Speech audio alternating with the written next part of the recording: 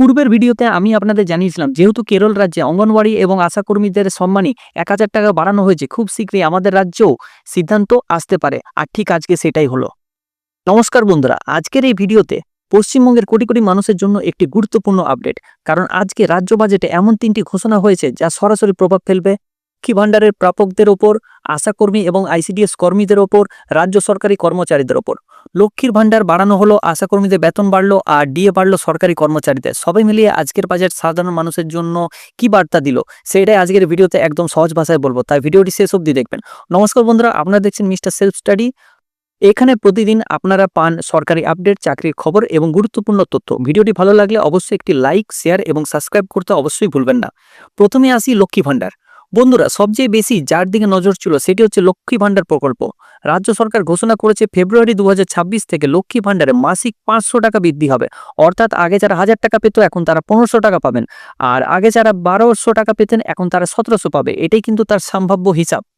এই প্রকল্পে প্রায় 2 কোটি মহিলা উপকৃত হবেন এবং এই বৃদ্ধির জন্য সরকার অতিরিক্ত 15,000 কোটি টাকা বরাদ্দ করার জন্য প্রস্তাব দিয়েছেন। রাজনৈতিক দিক থেকে এই সিদ্ধান্ত অত্যন্ত গুরুত্বপূর্ণ, কারণ 2021 সালের নির্বাচনেও ঠিক এই প্রকল্প বড় ভূমিকা নিয়েছিল। এবার আসি আশাকর্মীদের প্রসঙ্গে। দীর্ঘদিন ধরে আপনারা জানেন তারা বেতন বৃদ্ধির দাবিতে আন্দোলন করছিলেন।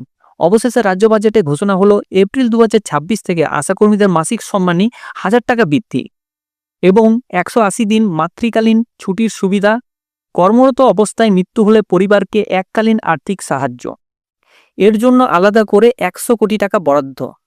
অর্থাৎ শুধু বেতন নয়, সামাজিক নিরাপত্তার দিকেও নজর দেওয়া হয়েছে এই বাজেটে। এবার আমরা কথা বলবো আইসিডিএস বা অঙ্গনওয়াড়ি কর্মীদের আপডেট।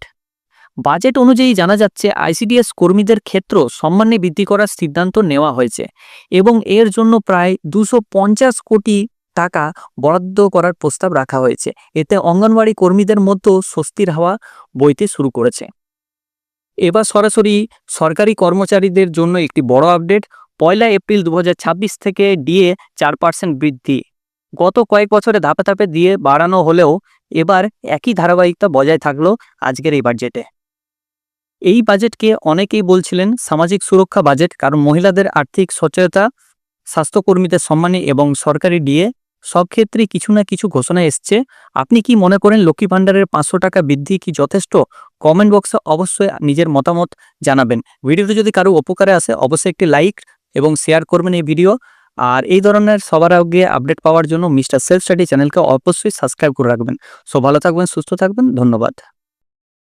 আশা করছি এই ভিডিওটা আমাদের ভালো লেগেছে।